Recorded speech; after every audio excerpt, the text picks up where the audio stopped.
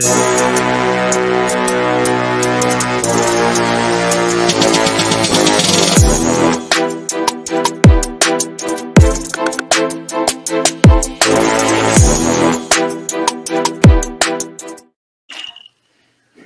up, y'all? Welcome back to another episode of B.O.P. This is your boy AD in the building, and we got my co-host St. John Jules in the building, and we got OG Triple C Royal in the building as well. And we got a special guest in here. Y'all know him on Texans Twitter Spaces and Texans Twitter as Tony Snow. What up, fellas? How y'all doing? What's going on, partner? What's the deal, man? How y'all feeling tonight, man?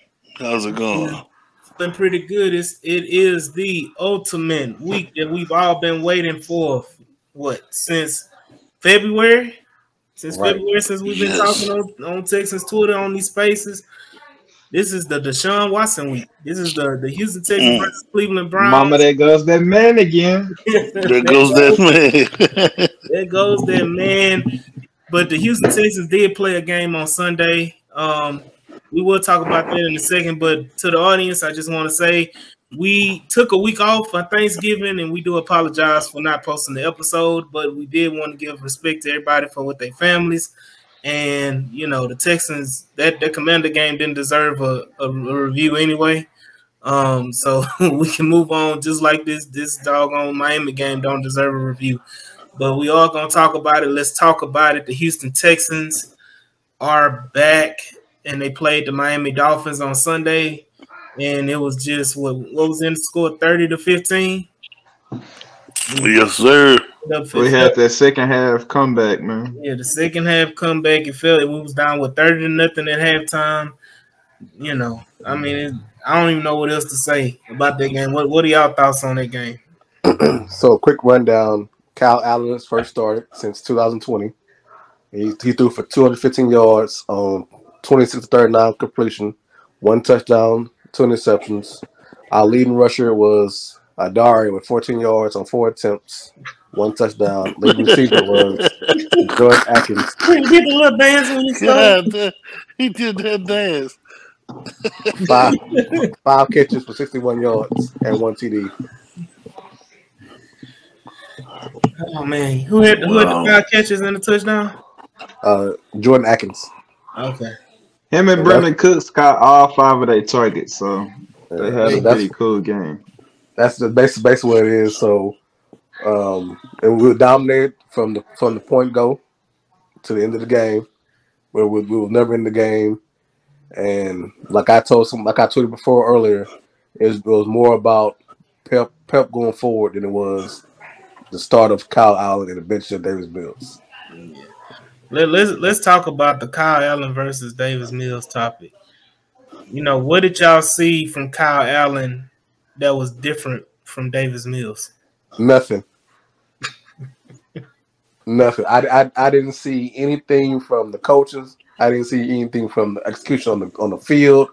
I didn't see any more risk going forward. I didn't see nothing to Kyle Allen's strengths. I didn't see nothing to weaknesses. I didn't understand why Durier had more yards and carries on going forward. I didn't see anything that said that we were looking for a spark or we want to see what we have in Kyle Allen go forward. I didn't see anything in this offense. That's just how I feel. What about you, Terrell? I mean, pretty much the same old. It's like just going with the motion at them. I mean, he had a connection with Cook, so I guess that's something to look forward to in the future. Mm-hmm. But is he even starting Sunday? Yeah, he's starting Sunday. He starts Sunday. Oh, well. So, what about you, Chris? At this point, man, I'm just here so I don't get fined. But the crazy part is, the Mills fan base. It didn't do anything to quiet them. It made them even more rambunctious about. I mean, they got the right to beat their chest now because ain't shit changed, right? Right. So whatever Pep, Lovey, and Nick was trying to do with the start of Kyle Allen was totally opposite from Texas fans because The Davis Mills fans are now revved up. See, things didn't change. It's all Pip. It's all the running game. It's the O line. It's not Mills' fault. So Mills is not the problem. And I Not to totally get buy too it. deep into the whole Mills Mafia, or whatever they want to call themselves nowadays, but most of them was fans of the continuity and all that of Pep Hamilton. So all this slander they giving him nowadays, I ain't trying to hear it. Yeah, they was talking about Pep was just holding the seat for to be the head coach next year. I was one of the ones that said Pep Hamilton was the coach in waiting. Right. And Mm. Pep Hamilton has shown his natural black ass, and he did a damn thing, and done proved me wrong. And he ain't even no OC in waiting. Nah. He ain't even know. I don't even think he a quarterback coach in waiting. Nah, he Yeah, definitely a he quarterback need coach. his ass whooped. Yeah, but he definitely not gonna be OC because, like I said, you didn't see anything different as far as taking more threats down the field, opening up more wide receivers concept. Your tight ends not getting more involved in the game. You didn't see any more design runs or even just run plays that's something different because you had a completely totally different quarterback than Davis Mills than you have in Kyle Allen because Kyle Allen is a natural thrower of the ball. He Mhm. likes to just throw it. So why not even have some more big plays down the field? And this whole misconception that Davis Mills is a long throw, big bomb guy. You haven't seen it all season. And now you actually got a guy who can actually throw it out the stadium, and you only take one big shot. Yeah, yeah. I mean that. He had one shot. He had one shot with Brandon Cooks. I think it was like a 30, 40-yard pass down the field on the sideline, on that left sideline. That Mm-hmm. was a good throw, good completion. But after that, you're supposed to repeat it, and they never showed that again. So All right. any concepts down the field. But like Jules said, it's more of a testament to Pep Hamilton and his offense or his lack thereof offense than it is a testament to any other quarterbacks. As far as bad play, even though they both are mid quarterbacks. Right. So let's not nobody talk about you see Mills. No, Mills is bad, and Kyle Allen is a backup. They both backups. Let's they count each other out. You know, I mean, we talked about it. Right now, Kyle Allen has the reins for this week against Deshaun Watson. Last time he played Deshaun Watson, he beat Deshaun Watson. Don't know if that's going to be the same look he has again, but he does have a full rep of hopefully he has a full week of first reps in practice. First team reps in practice. Hopefully he has a full week instead of that half and half, partial, whatever, to right up to game day type stuff they were trying to pull last week. So hopefully he has a full week and he can kind of progress and do something different. Maybe give us, a slim chance, like I said on the space, a slim chance in hell to win this game. Any other final thoughts before we move on to the almighty, the elephant in the room? Yeah, did y'all see how hard Jordan Akins got his ass hit? It was pretty goddamn hard. Yeah. He got hit so hard. He started looking like Gary Wallow about the skin. They knocked the black off his ass. That Right. boy was looking for the ball. He knew he was finna fumble that ball when he got hit. That was embarrassing. Yeah. Mm-hmm. And the last thing I said about the game, it's a real testament to how bad our coaching is on both sides of the ball. And then the press conference after that for Lovie Smith was ridiculous. And you understand where you at in the situation is that you got your ass whooped by a good team and you show no heart. Your team showed no organization and it showed no fire or no threat on either side of the ball.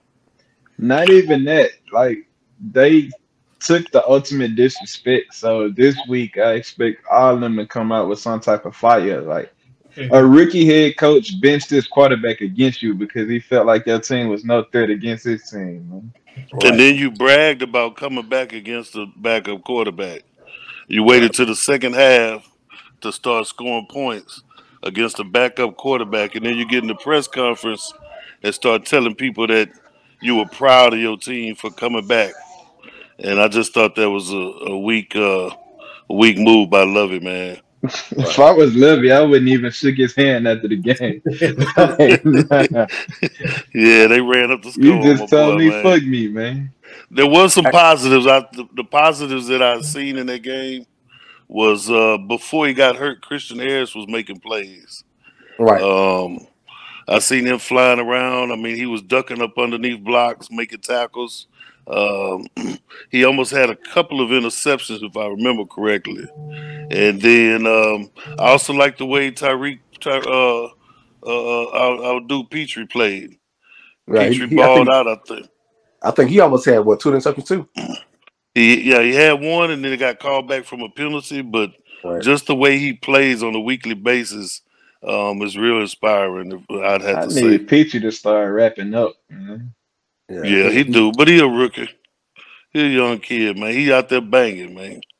Well, He another go, talking about if we gonna talk about the Miami game a little longer, let's talk about the struggles of Keon Green a little bit too, and how yes, it's not you're not allowing this kid to grow when you pull him. I understand that he has some big mistakes, and I'm a biggest Keon Green fan in all the state of Texas.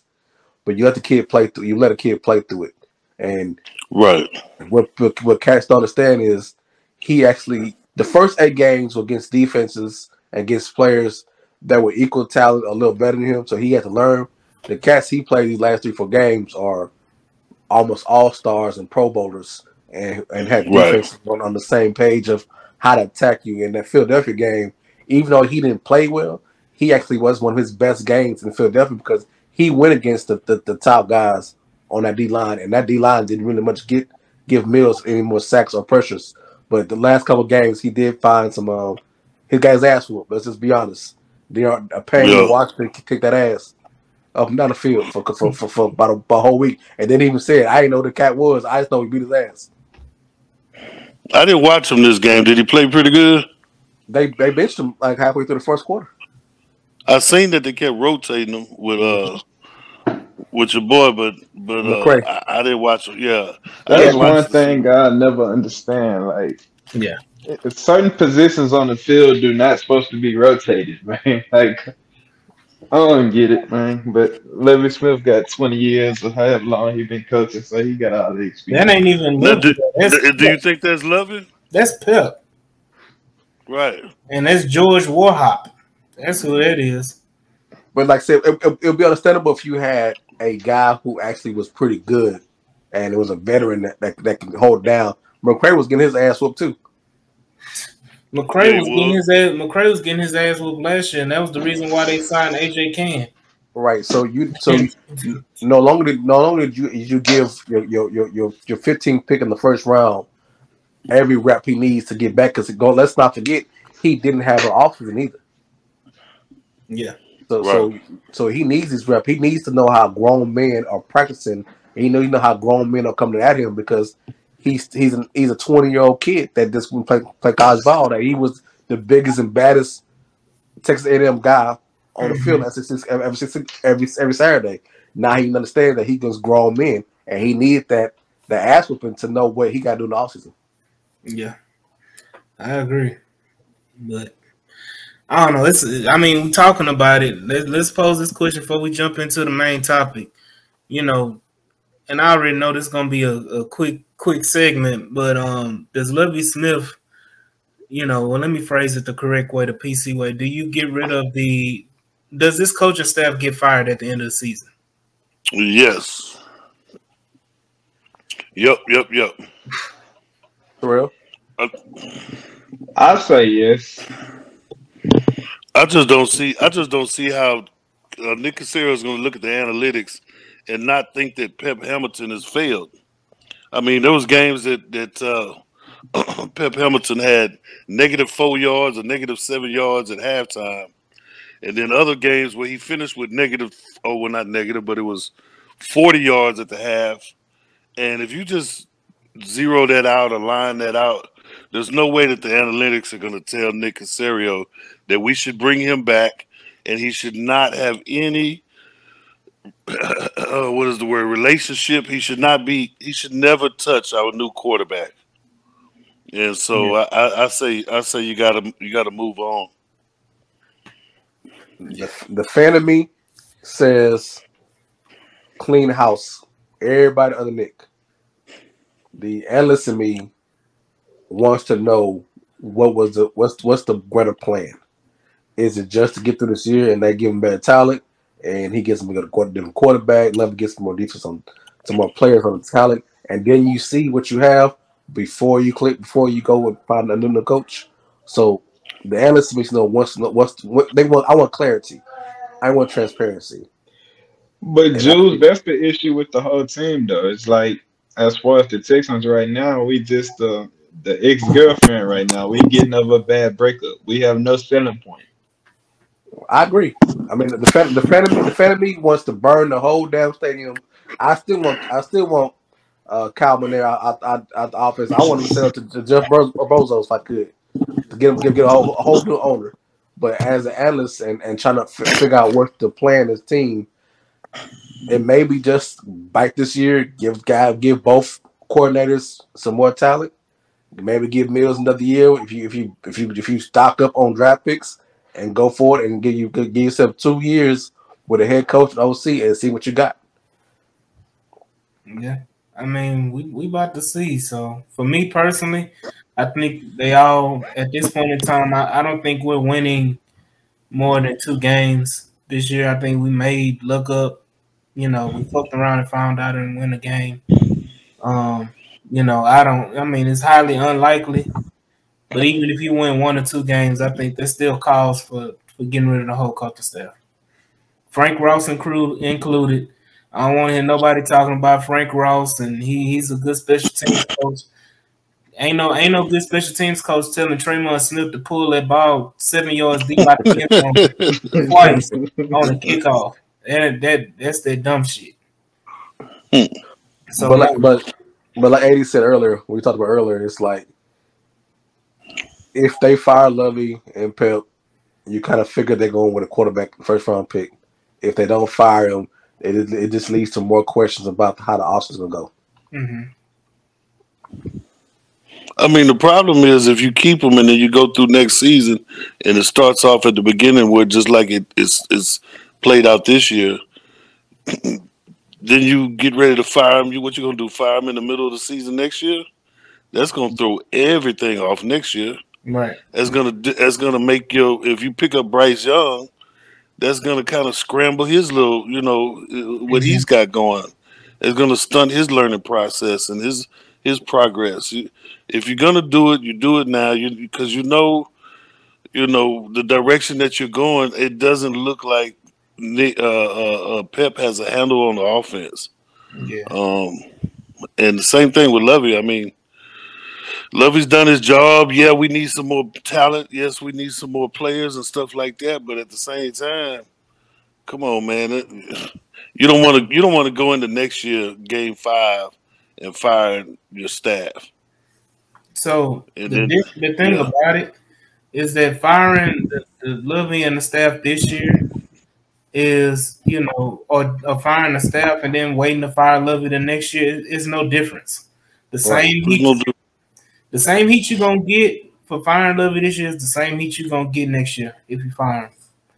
So the only reason why you hold on to Lovey is if you think he's the future head coach of this Houston Texans team for years to come. I agree. I just wish I was a fly on the wall in this whole front office Texans to see what they got playing going on, because for the last 4 or 5 years, as Stephen Smith said on national TV for the whole world to see, we are a dysfunctional organization. Yeah. Who does Nick Caserio have to lean on? Because most people like even Bill Belichick had Nick Caserio to lean on. Who does he have? Is it the Bassinger guy? No, I think it's one of those scouts that he brought along with him. That's probably he leaning on as far as personnel wise, because Nick is a more personnel guy than he is anything else. Right. He called Bill Parcells. That's what he needs to do is get the shit straight. I mean, he has resources. He can call Bill Belichick. He can call Bill Parcells. He can call whoever, to help him out. I'm just saying. So sometimes when you get ready to make these big decisions, you want to bounce your ideas off of somebody that you trust. And if the person he was trusting was Lovey, that's gonna make it harder for him to bounce those ideas off because he know Lovey has a sense of loyalty to Pep. And I highly doubt that he leans on Lovey for anything. I got you. There's one thing that I am looking forward to in the future when it comes with Nick Casario is how he gonna build out his staff, like as far as his front office people. Right. Like, is he gonna take the normal Patriot guy role and try to do everything himself, or will he have people that he can delegate to? Because you're only as good as your staff. Yep. And then him being so super smart, I think he overthinks some things, which has got me to question a lot of his moves going forward. Is he outthinking himself, trying to be not the Bill O'Brien super genius, but I have everything in my head, so I want to overthink it and do things too many times and oversimplify some things and just say, hey, I just need to coach to win games. We ain't got to reinvent the wheel when it comes coaching. Man, it's tough, bro. It's something, you know.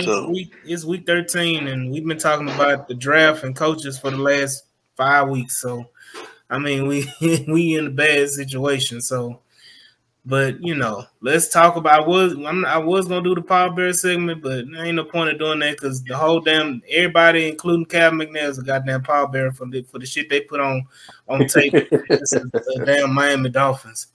At least show the video. You want to see the video? Yeah, show the video. Who is that in the casket? Some is that the whole team? Some niggas.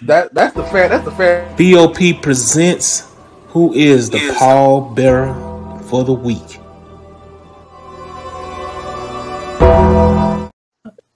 You know who the casket is? The casket is a Texan fan base. That's what the casket is. We dead. I think that's the whole organization.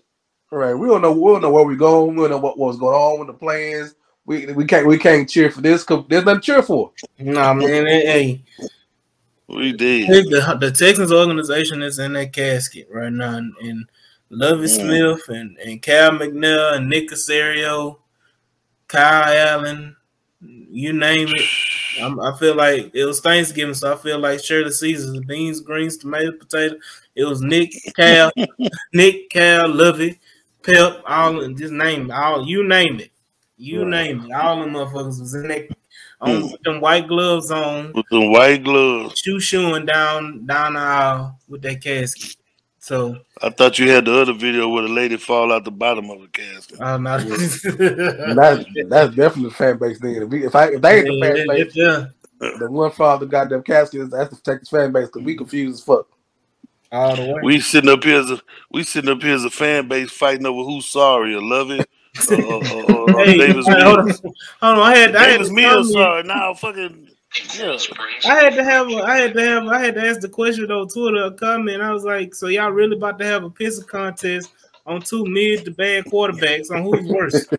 God damn, I ain't like we that bad off. We talking about who's worse, Kyle Allen or Davis Mills? We at that point in the season. Right. That's how bad the fan base is. I mean, Meanwhile, to go into the next segment, we gave away our best quarterback, and now we got to face him on Sunday.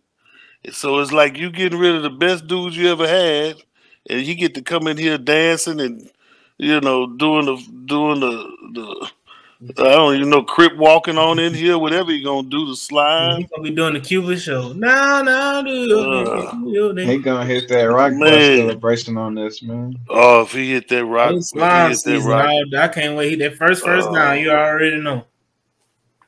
Wow, that boy's gonna be so hyped and crunk, ready to play. Who do you think they make him a captain? Nah, they let somebody else do that. I think you gotta be captain. No, that ain't true because they took that shit off of Brandon Cooks. So no, I don't think he's gonna be captain, but I know he's gonna be out there for the coin toss. Wow, yeah, he'll be. That's what I'm saying. You think he'll be there for the coin toss? Yeah, I think they're gonna put him out there for the coin toss. They're gonna put him out there. It's gonna be wild. Shaking hands.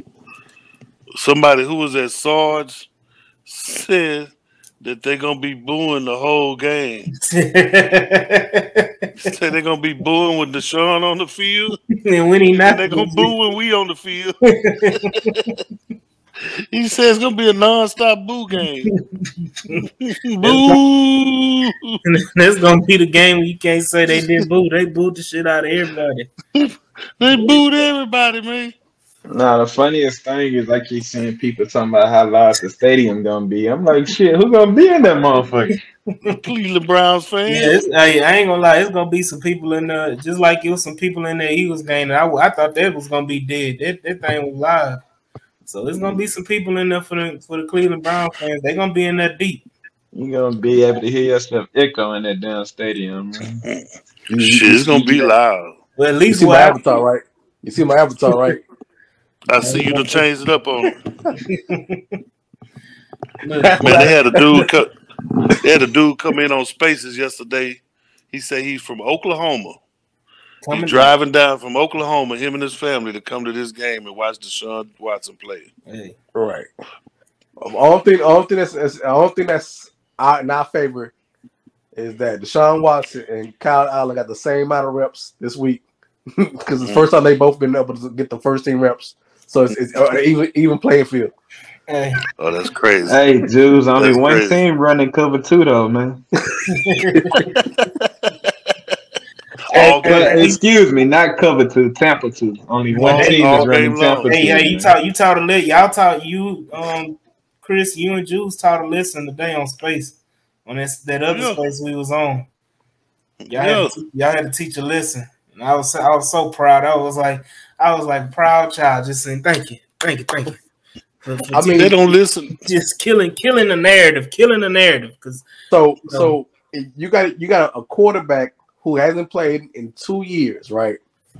Ain't really don't got no timing right. And what you gonna go against a Tampa 2 that gives you coverage and zone coverage all the time? He gonna dick and dick until his rhythm. It's a perfect game for him. The only saving grace is that Njoku is out. He's not. I don't think he's gonna play.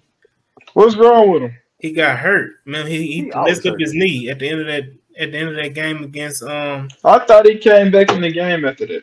Nah, they say his knee. They was doing an MRI on his knee. That was after the game, so I don't think he's going to play. I'm not sure, but it doesn't look like, from reports that I've seen, don't look like he's going to play. And the other saving grace is just watching them practice clips of all them drop balls from them people. They did have some drops. That for the receivers, Pharaoh Brown and the number. Hey, AD, you got to be nervous as hell over here right now. Because seriously, think about it. Watson coming back in town. Of course, he got a grudge against the Texans. Mm-hmm. He gonna make Pharaoh Brown look like a fucking all-pro Pharaoh Brown. Golly.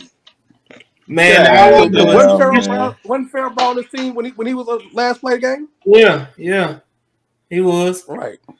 Hey, all I know is that if Pharaoh Brown beat Christian Kirksey on the seam route, his ass need to be benched right then and there, and don't ever touch the field again. Pharaoh Brown is slow as dirt. The crazy part, like y'all say, this dude ain't played in 2 years, and he gonna come out and pick apart Lovie Smith defense. It's gonna be like target practice. So the two guys that I'm worried about with this offense, with the Cleveland Browns offense, with the shaky and rustic Sean Watson, I'm worried about Bryant the tight end and David Bell the receiver. Those are guys that are gonna look for more the middle, short, quick routes, and timely routes. How much does David Bell play? Who? How much does David Bell play? He's a slot receiver. Yeah. So number 10 ain't the slot? Nah, Anthony Schwartz. Well, I ain't gonna call him sorry, but he's not that good. Yeah. I bet you he show out against us. I bet you he like an early. You remember how Will Fuller used to be when we first picked him up? That's what he is. That's how he is. Just fast for nothing. but the thing is, Deshaun likes him. So Right. Deshaun always target him. He gonna, even if he drop a few passes, he gonna go right back to him. Another guy that's gonna look good is People Jones. Yeah, Donovan People Oh Jones. yeah. If he sends him up that field, man, and one of them fly routes, watch out for him to catch some long, deep passes too. I think Cooper is gonna look nice. Right. Gonna Amari get through. Cooper might have about 200 yards. Yeah, he Hey, run And that if crossing routes, and is Darius Stingley gonna play? Do y'all think he's nope, gonna play? I don't he's think he's out. gonna play. I think he's out He again. didn't practice all week yet. He still haven't Mm-mm. practiced. Mm-hmm. And if Jerry Hughes is if he crashes down too hard, he look like containment. Deshaun will go for about 5, 10 yards. Mm-hmm. Right. He gonna stretch your leg out if they don't have containment. So The one good thing as far as our offense goes is we can run the ball. We should be able to run the ball, right? we should be able to run the ball, but I think their great pass rushing from the defensive ends gets stalled out against our good bookends. Mm-hmm. Right. I don't, last time Tunsil shut the shit out of Big Boy. Right. Garrett. Yeah. Him and Howard did. Right. So I see them stealing those guys out, which means Allen might have some time to throw if anybody can get open. That's the thing. Do we see Eno Benjamin and Amari Rogers this game? Nope. No. No. I don't know. That's got to be the number one question for one of them reporters, man. There's no reason why we shouldn't, but it's How the did- Texans, so whatever we agree with, they're gonna do the opposite, man. How does it take 3 weeks for a player to come in and play? A running back at that. Hold on. I can understand you can say offense or defense, but this was posed to me, earlier. Yeah. What about special teams? Like, why does it take Amari Rogers is a special teams returner? Why does it take 3 weeks to learn punt left, punt right, punt return right, shade left, what are we talking about as far as what has Trayvon Smith done to say I can't sit him for a week? Other than be dumb as hell. Got that Nick Casario money. Man, and then speaking of that, the Texans re-upped Blake Cashman. Yep. They gave him a new contract. Man. Had the details came out about that yet? It's gonna be a vet minimum contract, man. It's gonna be like $1 million or something. It's something small. I mean, I hope so. it ain't gonna be nothing ridiculous. I mean, I hope not. They do this every year, man. But he ain't played enough to even warrant a $3 or $4 million contract. They ain't put him on the field enough. But what it signals to me is that this should signal the end of Christian Kirksey. I don't understand. They act like somebody was gonna come take him from us.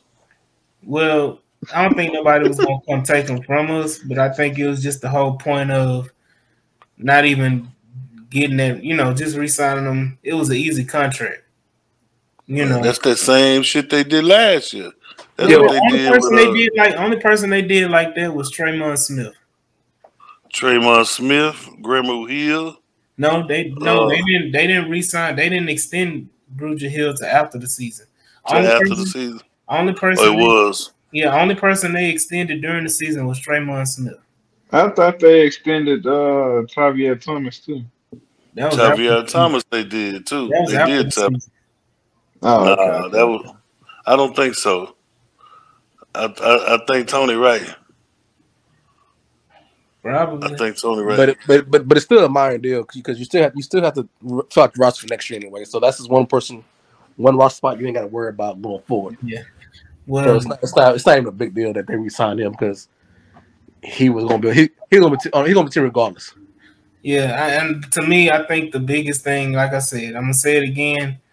If this signals, I'm gonna ask this to y'all. If this signals the end of Christian Kirksey, is this a bad thing?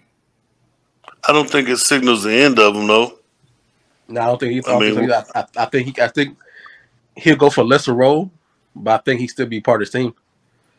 I I mean, hope it me does. personally, I don't have a huge issue with Blake Cashman because he a way better athlete and he fit a Tampa 2 style defense.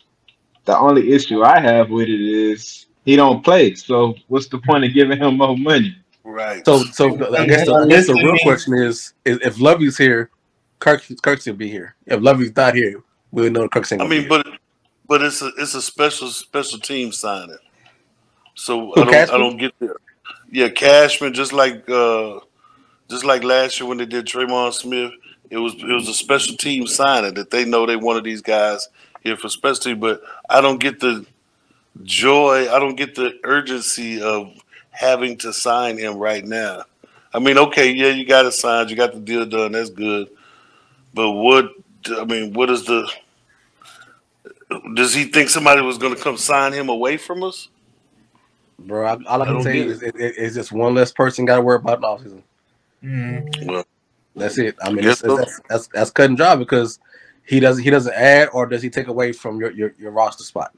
Because I think now you have 28 people signed for next year. Now you got 29. So it's just a numbers Yeah, game that you just want to do.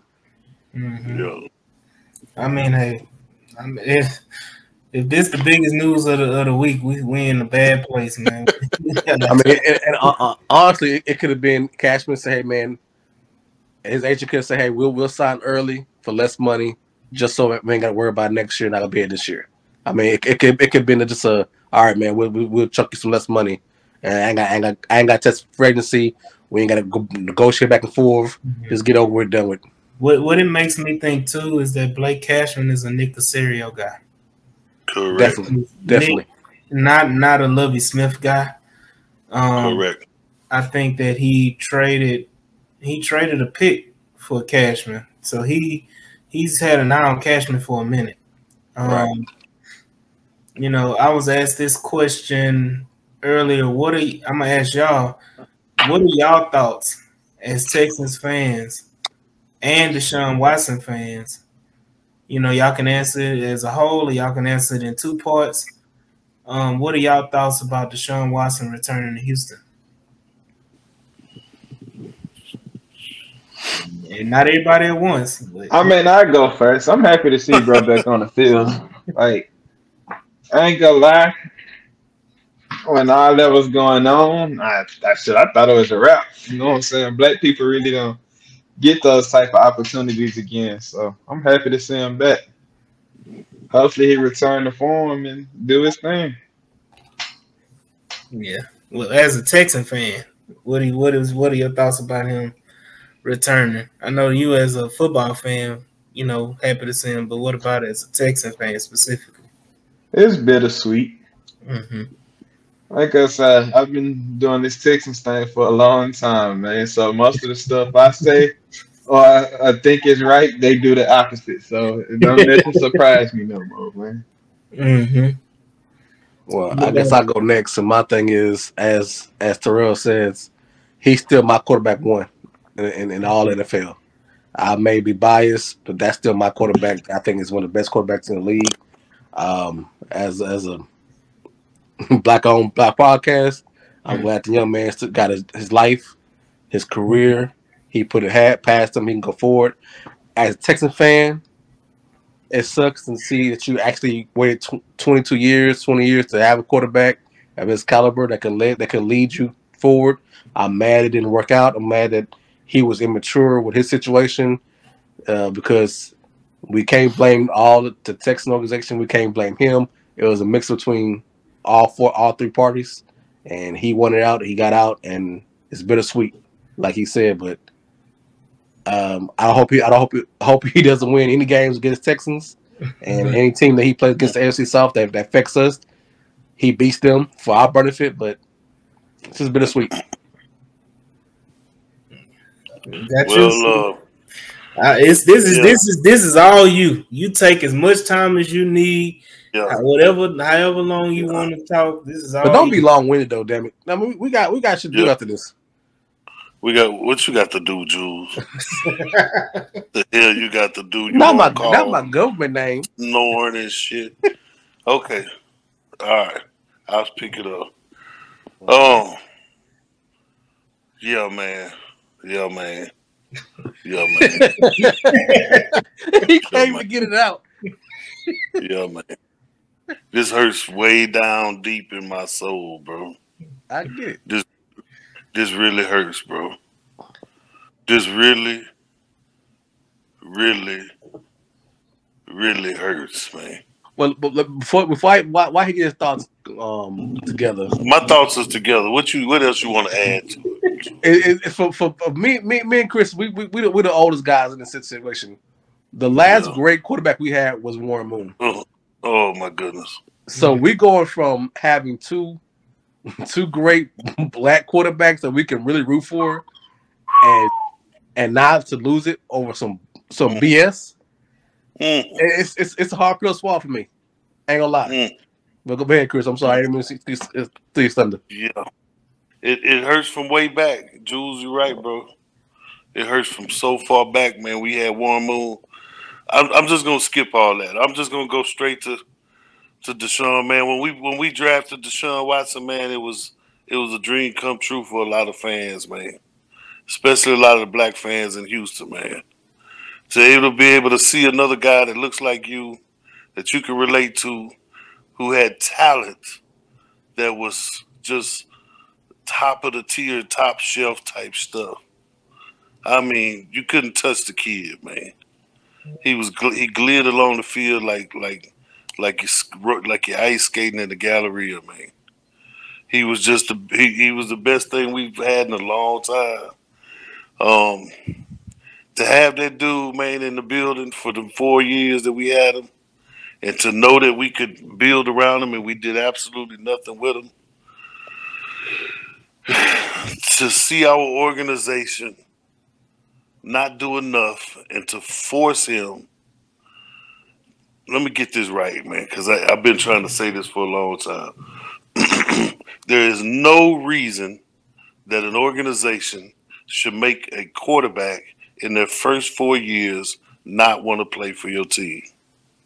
Amen. It took 4 years of discombobulation, disarray, disconnect from the fans, disconnect from your own quarterback. I mean, the moment he got here, he should have been having first team reps, but Tom Savage was getting them. The first is as soon as he got here, he should have been named the number one quarterback, but they named Tom Savage the quarterback. We had a coach that couldn't figure out how to call plays for him because he wanted to put him in his pocket passing scheme that didn't work for nobody except for Tom Brady. We watched Deshaun come in as a rookie and break every damn rookie record there was, man. I mean, running and throwing, running. He brought RPOs to the game before anybody else. He brought that shit back to he brought the college game back to the NFL before anybody else. And he had to tell Bill O'Brien to go get Clemson's playbook for him to play. And that's what allowed Bill O'Brien to figure out, oh, I need to call these type of plays for this guy. To have to watch this guy cry, complain, get all of the talent stripped from around him like it was a wholesale, like it was just a Black Friday. We taking everybody away from you and you're supposed to remain happy. Can you imagine that? You're the best talent on the team. They take all your talent away from you, strip it down piece by piece. Clowney, Dwayne Brown, DeAndre Hopkins, strip it down, J.J. Watt, and just leave you up at the podium by yourself to explain away why you're losing games. I think it was a lot to put on a 23-year-old kid. And you got to imagine this dude is 23 years old trying to handle the pressures that the Houston Texans couldn't handle as an organization. And he was hearing the rumbles. Even Andre Johnson say, I stand by him. This organization is known to ruin players' careers. And I love my team. I love the Texans, man. I would never be no other fan besides the Texans unless they leave. but they have really wasted a lot of the good elite years of some real good talent like J.J. Watt and Andre Johnson by not going all in and being brave enough to go all in and pay for the money to get the talent, to sign the players you need. And so to see DeAndre Hopkins, but to see Deshaun Watson go through that and ask for a trade, I mean, everybody in Houston know that I'm one of the biggest Deshaun Watson fans, man. I stuck by him through all that shit. He did some foul stuff off the field. Um, he says he's innocent, whatever, without getting all into all that. He went through what he went through, and I still stuck by him because I feel like every person in America has been through something that you could rebound from. And if you don't allow this young man to rebound and to have retribution and to recover from what he's been through, I think it's unfair for him. So I'm not going to hold it against him. I hope that he does good. Um, I wish him the best of luck. And as a young black man, man, it's going to feel good to see him get that second chance. And I pray that he does the right things. And I pray that he gets some solid people around him that can teach him and show him the ways to be a real professional and to leave some of that outside business all alone. You're too good of a talent. You're too good of an athlete. You're a great leader on the field. Now you need to lead off the field. And I'm happy for him. He went to a good team. I'm not a Cleveland Browns fan. Anytime you play us, I hope you lose, but I hope you become a winner and you're successful. I hope you reach your goals, and I hope that you rebound and you regain some sense of your image in the community as well. But I'm happy for him. I'm sad for us. Um, it's just, I think the saddest part is to know how good he is and to know that we had him. And now we're sitting here arguing about Davis Mills and some other guys who are some good athletes in their own right, but are not on the level that he's on. And we're going through what we're going through. So I wish him the best, man. I think he's gonna do great. Sorry it's long winded. But yeah, man, it hurts, bro. It hurts to see that kid go. I hope he does good. But then again, I hope my Texans do good too. So God knows what he's doing. It's gonna work itself out. That's it, man. So basically, like Chris saying is on the football field, and in this season, next season, it's if we can beat them, it's a win-win for us. Yes. We don't drop our draft capital because we're going to be number one because we have 2.5 games above the next sorriest team, but also drops them back to being 4-8 going forward and keeps their pick in the top 10, top 15 where we can still get a very valuable pick. So a Yes. win for us really does. I don't know how much it would win for us against Deshaun. The ones who Yeah. love the Texans not going to bash Deshaun too much because it's not Sure. the Deshaun Watson game. It's the Cleveland Browns. So most fans are going to say being the Cleveland Browns helps us more, but then you have that small pocket of I'm gonna try to be real political correct, just haters and wish naysayers and negative people. Oh, we beat Deshaun and they took it personal because but it's done in the past. Well, there's a very small, minute individuals that say this that I don't like. If you're a Texans fan and you say some stupid shit like, I hope Deshaun Watson tears an ACL. Right. I hope he breaks both of his legs. I think that is the most ignorant stuff I've ever heard in my life, to wish a young man injures himself in his career because you don't like what he did or what he did to your team or that he left your team or whatever it is. I think that is shameful, And if you're one of those people, man, you really need to look in the mirror and check yourself because it's not that serious. What's Right. crazy is them people tell you how evil and dirty Deshaun is, but say some evil ass shit like that. Like, Right. who even think about some shit like that, man? Come on, man. That's crazy.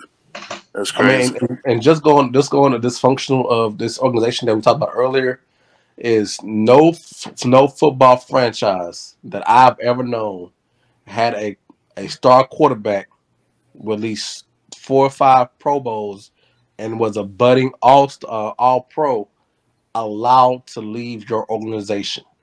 I don't Yeah, in know 4 years. I have never heard of any other organization that have allowed their star quarterback with star potential and showed it even some fans call it trash yardage his last year. But you saw the Right. talent that he had. And there was no other organization in the history of NFL that allowed their star quarterback. That's what we're And dealing with going forward. before AD, before you give your take on it, brother, real quick. I also want to say this too from B.O.P. To Texas fans too. We talk a lot of big stuff and big smack about Davis Mills. But we do wish the best for Davis Mills, man. We have from the beginning. As soon as we drafted him, we was like, okay, let's give this kid a chance. And for the whole last year, we took a look at him and we gave him a chance. I think the majority of the fans said to ourselves, he earned himself another year to see what he can do and develop because we all knew he came from the 3rd round. We all knew that he wasn't highly drafted. So maybe he needed time to come into his own. And we gave him last year and this year to kind of develop and turn into who we thought he could be. So when we bash him and we make jokes about him and we do that, we not saying we don't support him and we don't support the Texans and what we're going through. Some of us, I'll speak for myself, I've seen enough to know that he's just not that guy that can be a super franchise quarterback. And if we're going to be a great organization, we don't need mediocre no more. We don't need Brian Hoyer. We don't need Brock Osweiler. We don't need Fitzpatrick or T.J. Yates. Those guys were good. They helped us out when they could, but they're not next level talent. And when you go from a Deshaun Watson and you sitting up there and you watching this guy perform every Sunday, and then you turn around and you come back and you try to give us a lower level quarterback, we're gonna have a little, pushback. And so I think that's what it is. It's not hate on Davis Mills. We wish him the best. If he comes back this season, I hope he can get his stuff together and really perform. So don't Well, think that Chris, we just push. Go ahead. I just agree with you about him earning the spot. I don't think he earned the Okay. spot. I think they gave him a golden opportunity to see can he earn the 2023 season. They said, "Hey, we Okay. drafted you. We seen you did enough." But as far as earned the job, I don't think he earned it because he didn't show much last year. He showed some improvement. He showed like he can make some throws in there. But as far as earn a QB1 spot, I think they gave him the opportunity. He blew the opportunity so far, and I don't see him. I don't see why we have to keep holding on to this man too much longer after this. I stand corrected. So I stand corrected. nobody at B.O.P.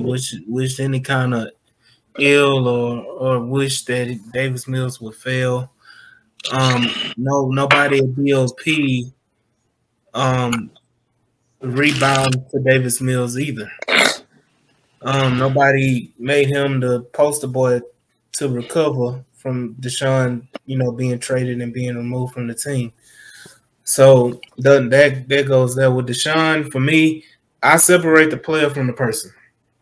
Do I agree with everything that he did off the field? No. Do I think that he didn't get his story is more complicated than it was presented in the media? Yeah, it was. But him as a football player, and I said it on the space, and I said it, earlier. That was the best birthday gift I ever had in my life. Deshaun Watson got drafted on my birthday in 2017. That was the best birthday present ever. And, you got to separate the player from the person. Similar to the music. I know that, I hope we don't get put off of Instagram, not Instagram. I hope we don't get put off of Twitter or YouTube for me saying this, but it's just like R. Kelly. For me, I separate the music from the person. Same thing with Michael Jackson. I separate the music from the person. So, that's just me. Same thing with Deshaun. I separate the player from the person. Him as a player is, once in a franchise lifetime type talent. The best, unquestioned, the best QB in Texans history. Unquestioned, the most exciting player in Texans history. Maybe Andre Johnson, but Deshaun, for the short time he was here, just every time he stepped on the field, it was something magical about him. But it is a bittersweet moment. You're happy to see the young man play. It's been 2 years since I've seen Deshaun play live because of the COVID year. But, other than that, man, it's just, happy to see him on the field. But I feel like the Texans are, as weird as it may sound, as crazy as I may sound, I just have a feeling that the Texans gonna mess around and win this game, unfortunately. And that's sad to say that it's unfortunate that we win the game, but I just feel like that's where we at with the whole Deshaun Watson thing. Any other final comments? I know y'all gave y'all monologues on it, but if anybody else got any final comments, speak. Unfortunately, I don't think it's unfortunate. I think it's the best for us going forward and getting past the Deshaun Watson saga and putting an end to the chapter. If we beat him, some of the fans will be happy. If he show up and he actually played well, some of the fans will be good because he played well. And if we get the win, that means they lose. We get a better draft slot, and we move on from it. Because at some point, this whole Deshaun Watson saga has to end. And I think if we get a win, it puts it to bed for all of us going forward. Well, I hope so. Yeah, man, because they going at each other neck on Twitter. Yeah, I hope so. But we come around next year. We play them again next year. So in Houston next year again. So hopefully we have a better roster that we can we can keep competing, and then we can say like Miami fans do us. We thank you for giving us 2 first-round picks, a second-round pick, because we turned yours picks and money that we didn't have to pay Tunsil into this, and this. Let's have the same attitude. Let's figure out how we turn those trade spots, trade picks, to something that we can go forward and say we're not the ex-girlfriend who's still sporing because we can't get over shit, and say, hey, we got green from you from your trade pick from this year. Next year we're gonna get Quentin Johnson, Bijan Robinson, a stud D-tackle, whatever it is, and move forward with it and say we got the better of the deal and still appreciate the young man's talent and go forward. So we're talking about this game and how important to me this is the most important game of the season for the Texans. Just trying to get over this hump. It's something we've been talking about, like I said at the beginning of the podcast, since February. We've been talking about this specific game. And Deshaun Watson whenever the trade was, I think the trade was in March. So whenever he got traded to Cleveland, we've been talking about Deshaun Watson versus the Houston Texans, regardless of the suspension or not. That's been a topic we talked about. We finally at this point. Hopefully December 4th, will be an easy day. I know it's going to take some time for people to console themselves and everything like that. But, hopefully we pull out the dub. But I'm at this point. Let's talk about the prediction time. What are y'all predictions for this game score-wise? I'm going to leave Tony for the end because I already know his score. Go ahead, Jules.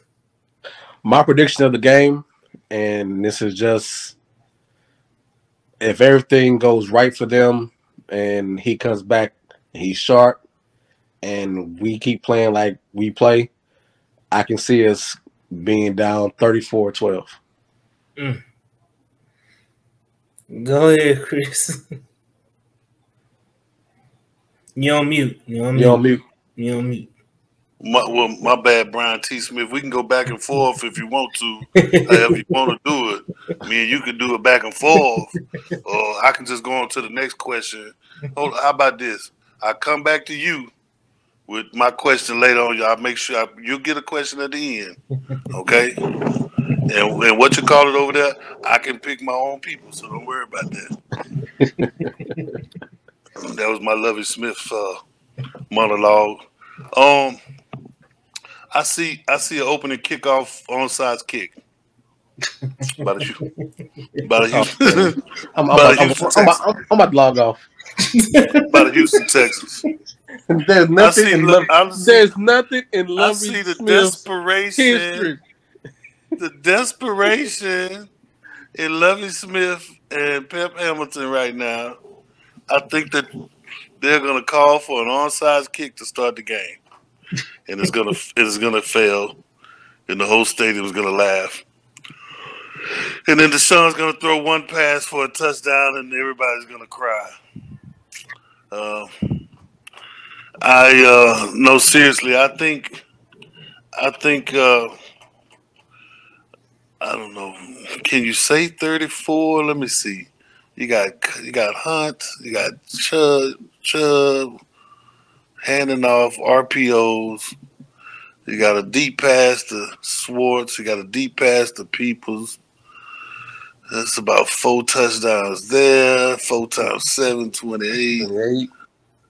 Field goal here, field goal there. Field goal here, field goal there. That's 34. I think that's about 34. I say 35. I go $1 more than my boy Jules. Like on The Price is Right. 35. Can the Texans get 12 points? Y'all think Kyle Allen can score 12 points without them pulling their starters? He's scored. But on a side note, I drafted Deshaun Watson early in fantasy football. I've been waiting to play this game for minutes, so I'm trying to get fucking points. Trying to get you good 30, 40 points. It's good Texans. We know defense gonna be horrible. I'm trying to count the points for Kyle Allen.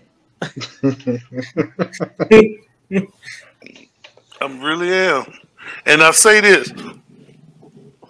I'm a Texas fan that really believes that this should be Davis Mills playing right now. Agreed. I mean, I know he played bad enough for Kyle Allen to step in last game, but Kyle Allen played bad enough for you to say, okay, Kyle, that was shit. That was a good try. That would do, Ping. That would do, babe. That would do. Hold this clipboard. I think it should be a Davis Mills versus Deshaun Watson matchup. I really do. But they're not going to do it. I don't know why. And when you said earlier that this is the biggest game of the year, I don't think so, because if it was the biggest game of the year, they wouldn't be starting Kyle Allen.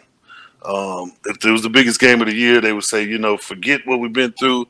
Davis Mills, get in there, and we would try to go after. I can't see 12 points. I'll say 13 points. I'm going one score above, say, St. John's, Jules, 35-13.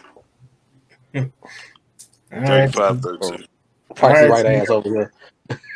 Go ahead and this is your show right now. Go ahead and give the score and what's gonna happen, and I'm gonna just piss everybody off at the end. Okay.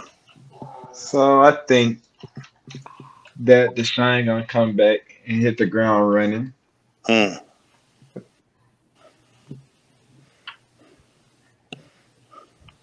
what else you got? That's it. Is that it? That's it. You just gonna hit the ground running? Dude, this is a podcast. You don't pay. I'm like, no, you're not paid, but you don't hear to talk, nigga. You can elaborate. You pay. Hold Hold on, on. y'all ain't hear me talking about him? Nah, No, Gathering the all we heard thoughts. was you just said John I Wright. think he's gonna hit the ground running. And then Oh shit, my bad. But yeah, I And think he gonna hit and the ground running. and Davis Mills Stefanski turned the been. mic off.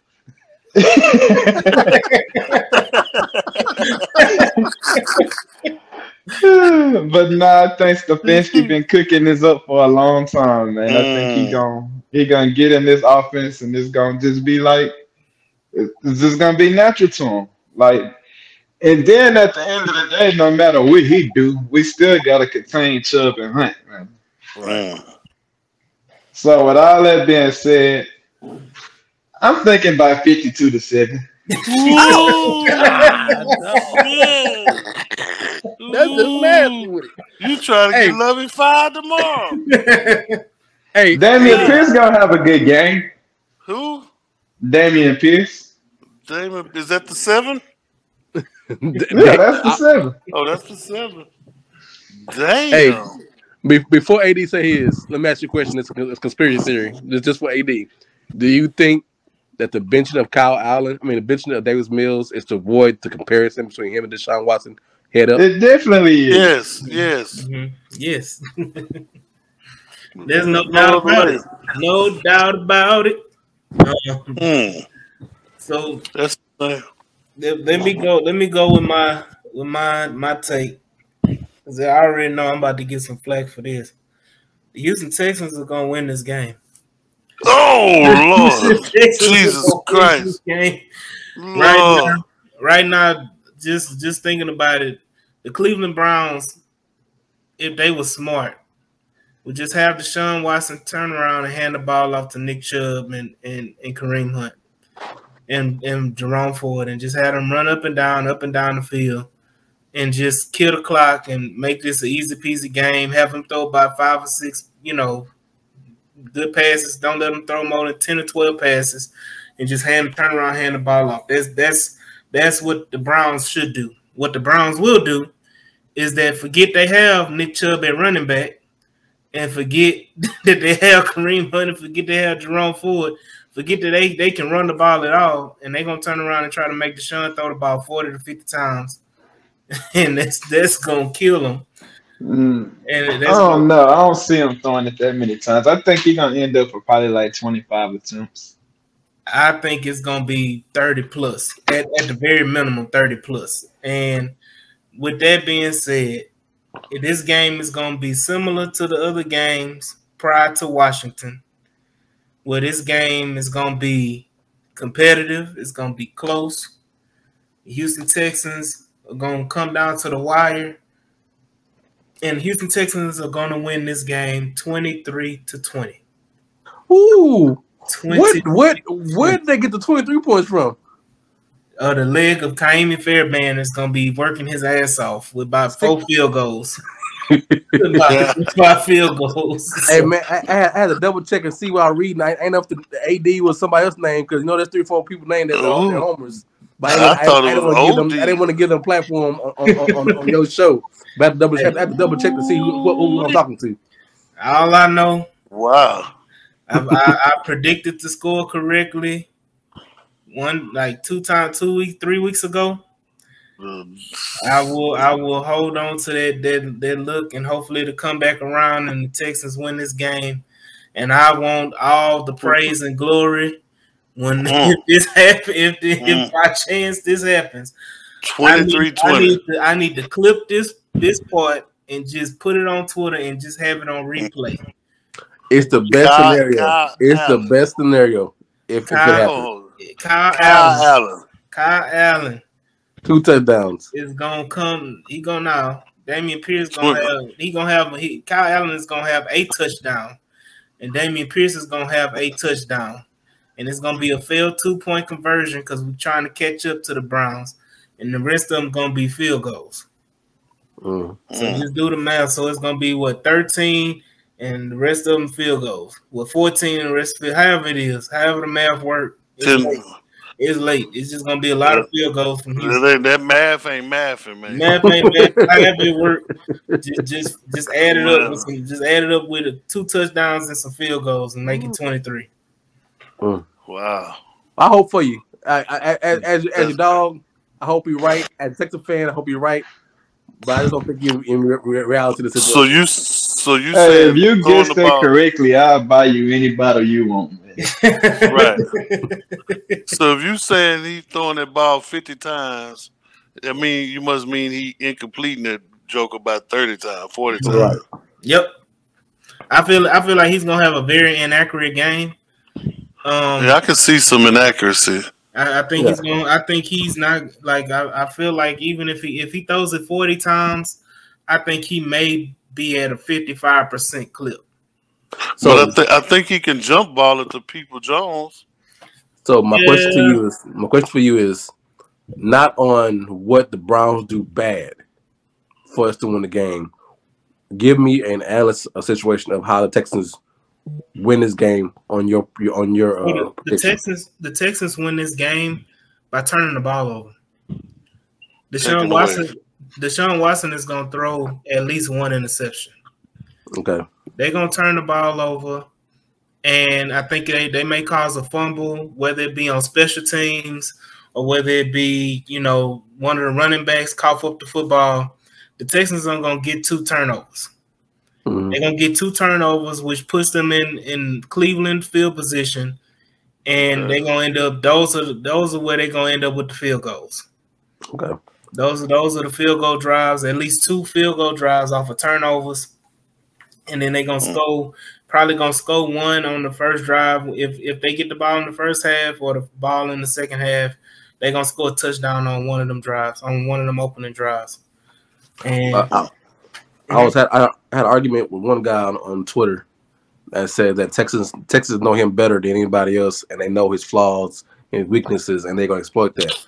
And I gladly told him, name me 3 guys that are on the same roster with him this last year here. Name me 2 coaches. Right. So everybody that he played with his last year, 2020, how many guys on that defense know him very well? None of them was there. Only one that was there was probably Jonathan Owens on practice squad. Right. That's it. So the Texans don't have any leg up on him besides the scouting team and the film that everybody else have the same film we have. We have no advantage of him being a ex-player on that roster. Mm-hmm. Yeah, but you got to scout Stephon, whatever his name. You got to scout his offense. Mm-hmm. You got to scout his offense. You ain't got to scout Deshaun. Stefanski, and that's the thing. Talking to the Cleveland Browns fans is that Stefanski tries to get too cute. Right. Yeah. And it's cost them games this year because he tries to get too cute in the passing game when he literally just turn around and hand the ball off and win the game. And we saw it last year when we were at Cleveland. They had Baker Mayfield against the Houston. What did they do the whole first half? Nigga, did you get mad at your microphone and just say fuck it and throw it? Did it make a loud noise? Yeah, fuck yeah, he just turned the whole goddamn show. It jumped off my ear when he was saying that the Texans was gonna win. It's like I can't believe this. Hold on, but to your point though, I know. So last year, I'm gonna go back. I'm gonna go back, Jules. I'm gonna go back to last year. Okay. They had Kareem the same run. They had a better running game last year than they did this year. Yeah, because the O-line was better.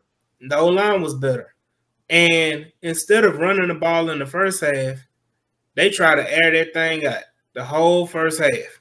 Right. And what happens at the first half? The Texans are leading at the first half. At the end of that half. Right. I'm following you. This against Cleveland. Cleveland in Cleveland.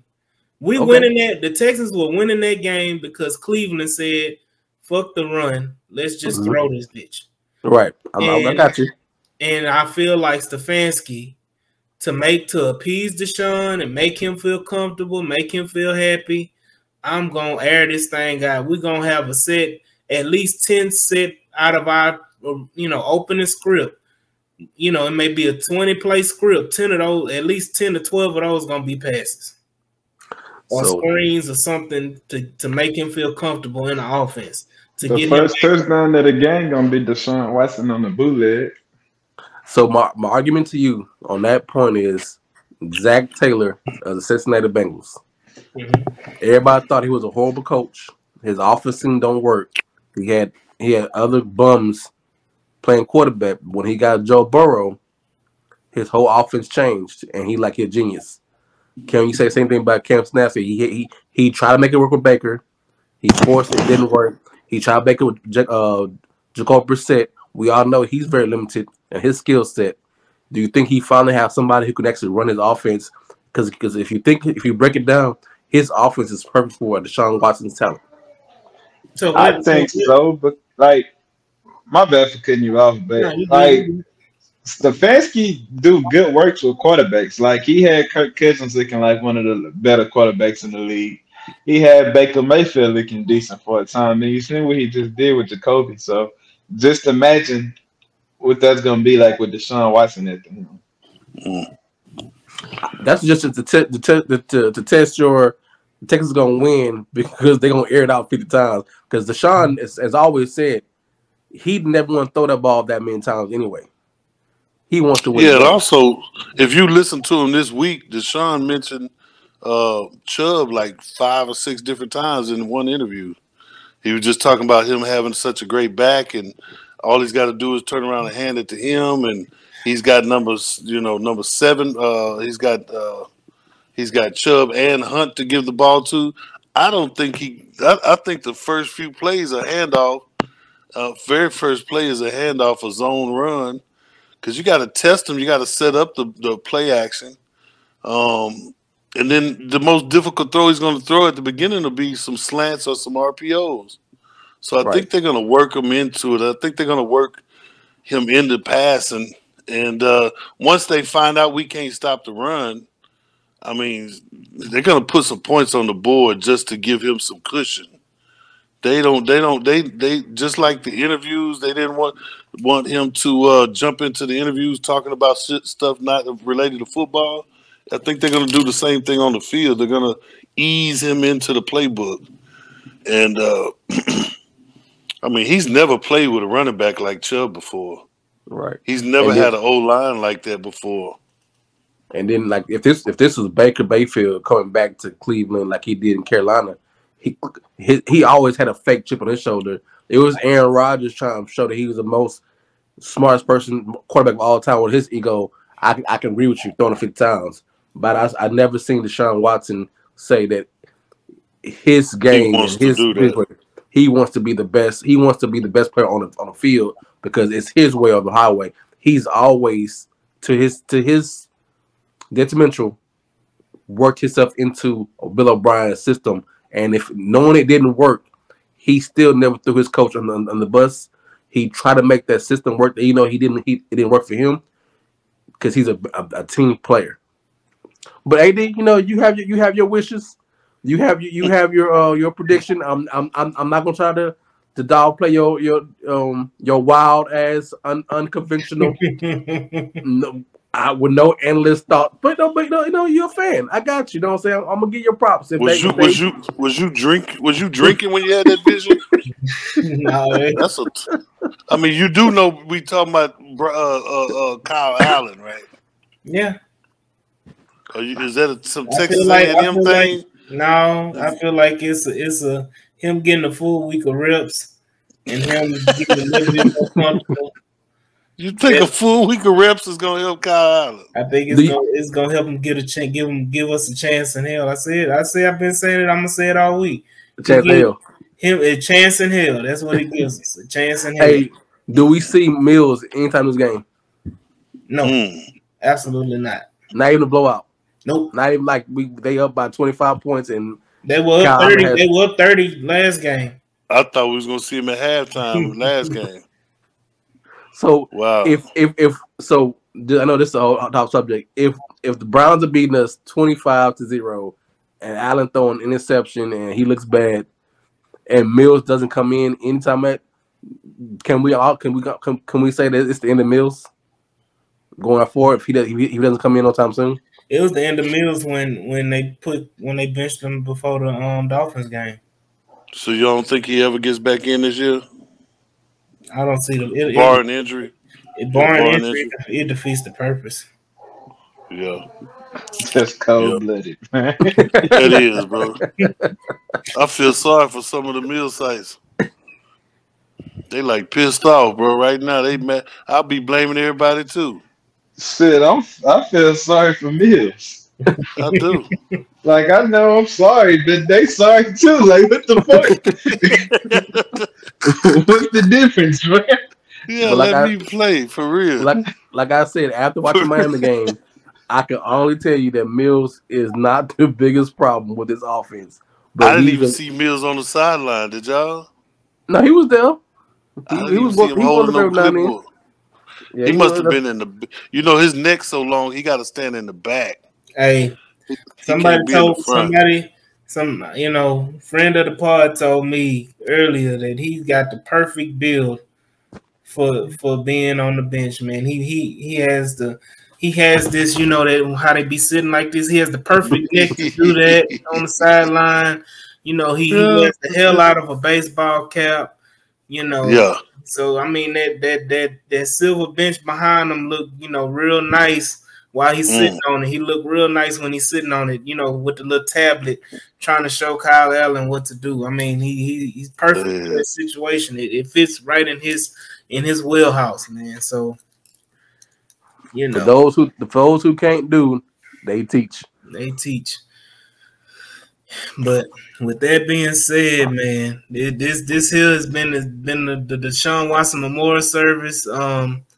Getting ready. This the wake. We're getting ready for the funeral on Sunday. I appreciate Deshaun Watson said something about Houston today too. Yeah, he said he a Houstonian. H-Town, H-Town life. He still got a house down here.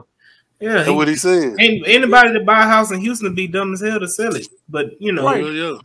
For all those fans and haters and whatever we call about, y'all gonna see this dude at least for the next 15 years because he got a house and he still got a property. Y'all, he said his family still live in Houston. He still love H-Town and right. H-Town recognized that he still cut for him. He say, I respect the McNairs, the organization, and everybody that got me drafted to Houston and paid. And my family still lives down there, so yeah, I cut for H-Town. Mm-hmm. Hey, so, one last time before I know it's getting late, but we didn't really talk about was the best quarterback on the draft or the best prospect. I know we got about 10 more minutes for the thing to go over, so I don't know if you want to talk about that now before we end this up the podcast. Y'all looking to talk about it? We can talk about it real quick. Oh, that's good. It should be a quick topic, huh?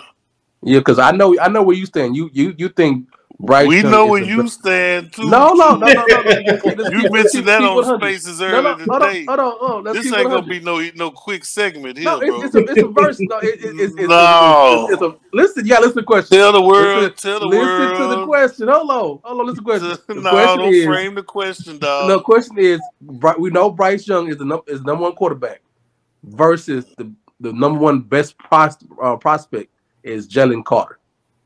That's arguable. Let's answer this question. No, don't bring him up. Don't bring him up. That's not the question. That's not the question. Because everybody who doesn't want a quarterback wants Jalen Carter. So you don't want us to bring up that other question? Not right now. Tomorrow we got all off season to talk about that. Oh question, my God! We're gonna have a whole week where we just break down. We're gonna have episodes where we break down each quarterback in the draft. We're gonna have. So the question was brought to me was Jalen Carter for all the non-quarterback people who want to draft one is the best prospect in the draft versus the best quarterback in the draft. What is your take on that one? Do the Texans go BPA or do the Texans go best quarterback? At one. Yeah, you go best quarterback. You go best quarterback because you don't know if you're ever going to be in that position again. Right now. Flat and simple bottom line. Terrell? That nigga sleep? Probably. We're going to talk them to sleep. This is overtime, y'all. Didn't pay enough for this. So the thing about it, for me, I'm going to go ahead and speak on it. For me, I think it's a combination of both. Mm-hmm. And I think that it's a chance that something is going to come out with Jalen Carter that drops him out of being the top overall ranked prospect. Right. Oh, And something that Bryce Young does makes him, whether it be him coming in at the combine and in socks, he's 5'11" or 6 feet in socks. And you know, he turns out to be, you know, Bryce 205. Young gonna have some platforms on at the combine. Man, he need to have some insoles in his feet. Put some insoles in his feet. Them little 2 inches gonna, you know, save his life, you know, according to the masses. If he was just 6 feet tall, maybe he could survive one hit in the NFL. But 1 inch make a difference, huh? That what she said. Pause. Pause. B.O.P did not approve that message. Yeah, man. Yeah, if 9 ain't good enough, it's 10. You kiss my ass. Look, because at all the ones I've seen, Bryce Young is the 8th, 10th best prospect. Just on these websites alone. So that's why I asked the question: are we going best quarterback? Yeah, they put Quincy Johnson is the best or better prospect than him. They got the old tackle better prospect because his measurables. We're gonna be honest about it. Because he's short and he's small frame. So they knock him for that. Now this is not mine. This is not my take on it. This is all what's on the draft boards and the top 100. If you put them together, that he ranks around the 8, 7, 9, 10 best prospect on the draft because guys are bigger, stronger, different positions and more elite positions like a Jalen Carter and Will Anderson and have these measurables that they put that above him. So the question was always his projected draft stock at 8, 9, 10, but being the best quarterback in the draft versus the number one guy. So do they have other quarterbacks ahead of him? Nope. So then it can't be measurables then, because if that's the case, Jackson is got the 6'4" frame and all that. Stroud and them got the 6'4" frame. Yeah, but still, it's measurables and his talent level. They put him. Level. If Bryce was young and we make the argument because Bryce was 6'3", he'd be number one prospect no matter what. 215 pounds because he has the size measurables, and if his fingers were 10 inches long. I'm not gonna touch that joke. That's what they said about Michael Vick too, though. Right. So that's what they said about Michael Vick. He had little hands, and he was 5'11". Right. And they made commercials about that boy and tennis shoes. Right. So that's the only reason they kind of knock him down as the 9th or 8th best prospect, while Jalen Carter or Will Anderson is the best prospect overall. Well, that's one way of looking at it. I mean, Jalen Carter is an outstanding elite prospect, one of the best. I think Jalen Carter is a better prospect than Will Anderson. Put it like that. Mm-hmm. I think Tyree Wilson is going to shoot up the draft boards once they start doing his measurables. Once he does the broad jump and measure how long his arms are and all that good stuff, I think he's going to catch up to Will Anderson. I think he's going to bypass Brian Breesy. He'll bypass Miles Murphy. I think he's going to be one of the guys that shoots up the board. I think once Zay Flowers runs to 40, I think he shoots up draft boards. I think Tualoto, I can't, excuse me for saying his name wrong, from USC.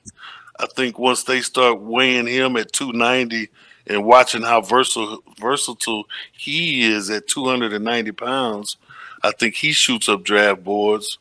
I hate to say it, but I think A.T. Perry starts to shoot up draft boards. The wide receiver out of Wake Forest. There's some other guys. The center, what is his name, brother? I forgot his name. There's one center out of Georgia, Van Peltz, I think his name is. And then Schmitz, the other center.